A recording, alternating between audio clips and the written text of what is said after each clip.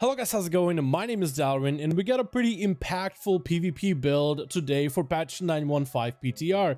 There's PvE changes for classes as well as a new spell animation for restoration druids, but also a variety of PvP changes that some of you guys will like and some that you'll find kind of weird. Some really busted stuff like, for example, giving restoration druids a new PvP talent that essentially gives them immunity, essentially gives them a bubble. So let's take a look at these updates. Let's break down exactly how impactful they're going to be for PvE or PvP and what it means for the game.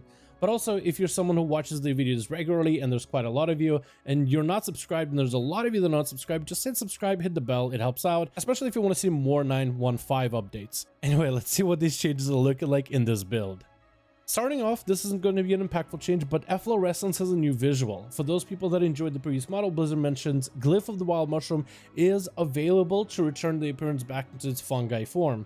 I kind of like this Efflorescence change. Instead of looking like a mushroom, it looks like a patch of cabbage that just grows out of the ground, but I like the animation overall. First, we got some healing changes, mostly for healing abilities, with even a developer's note, which is a good thing. Chi Burst now deals reduced healing beyond 6 targets. Developer note reads though, this spell previously used a complicated invisible AoE cap and scheme for healing. This has been replaced with a clearer one where the amount of healing decays with each target past the 6, so it looks like there's even soft caps for healing abilities. The Priest is another class that saw some of these soft caps for Divine Star as well as Halo. It will also do the same thing of healing beyond 6 targets gets reduced, and again, same complicated invisible cap and scheme is removed. Divine Star's heal cap, however, is now independent on the outgoing and return trips, while Halo's effective healing is being reduced by 20%, with the developer note reading, combined with the above change, this is still a net healing increase on large numbers of targets. When it comes to Monk, Chi Burst is a pretty actively used ability for PvE, so I guess this ability shouldn't change too much. But as for Priest, I don't really see a lot of them running Divine Star or Halo, so potentially it could make these talents a little bit more considered going forward for PvE scenarios, but that will really depend on the content that we do.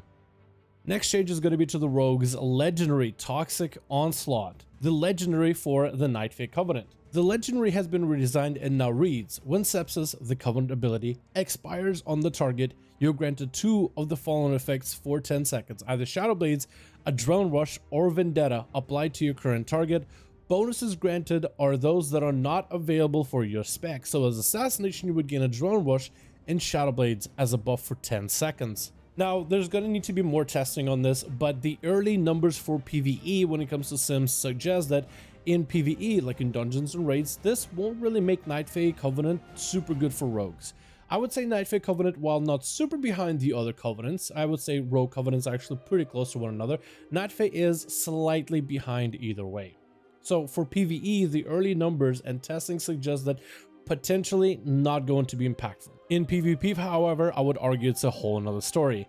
Imagine in a PvP scenario, Subtlety Rogue, Master of Shadows, big stealth, big opener burst, go with the Sepsis on the target, and as Sepsis is about to expire, you gain Shadow Dance, you gain Shadow Blades, you have Symbols of Death, on-use trinkets, all these different damage modifiers, together with a Vendetta on top of it for 20% more damage. That could be incredibly huge burst numbers on a 1.5 minute CD. So this legendary seems really good on paper, but definitely needs to go through its paces, definitely needs to be tested.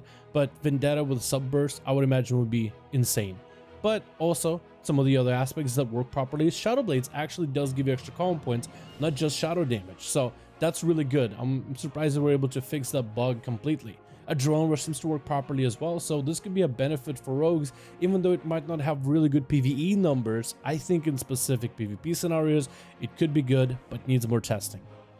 Next, let's take a look at the PvP updates, starting off with the Necrolord Covenant ability Fleshcraft. You might have noticed a lot of classes are playing Necrolord as of recently, and Fleshcraft is probably the biggest catalyst for it all. Fleshcraft gives you 40% of your maximum health as a shield, which is huge. But this absorb has a potential to get cheesed. You probably would have seen druids pop in bear form, which increases their overall maximum stamina, using a Battle Master's Trinket, which also increases their overall maximum health, and then using Fleshcraft in order to gain a massive shield that altogether with their health bar gives them about like 100,000 health. It's a little unfair that druids can get a second health bar with the shield, so Blizzard is making changes to nerf Fleshcraft. Fleshcraft in PvP scenarios will now only absorb 30% of maximum health. When you enter battleground or arena matches, any Fleshcraft absorb value exceeding 30% of maximum health is reduced to equal 30% maximum health. So I imagine that if a druid pops in bear form, uses Fleshcraft, when they pop out of bear form, Fleshcraft will adjust based on the health that they lost, going from bear to any other form.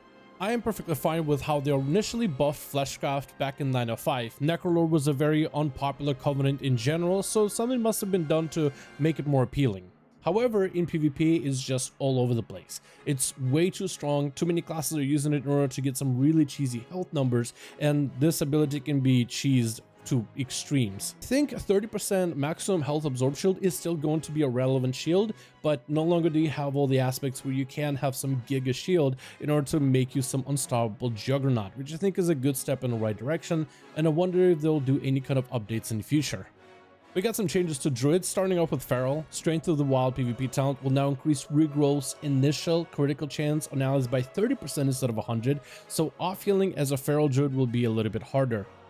For Guardian Druid, growth protection PvP talent radius has been significantly increased, so if you're a Guardian Druid in, I don't know, an RBG or something, you should be able to get some extra value in 9.1.5 from this PvP talent. Then a massive change to Restoration Druids. Keeper of the Grove PvP talent now protects the druid from all harm while Tranquility is channeled, which prevents Tranquility from being interrupted.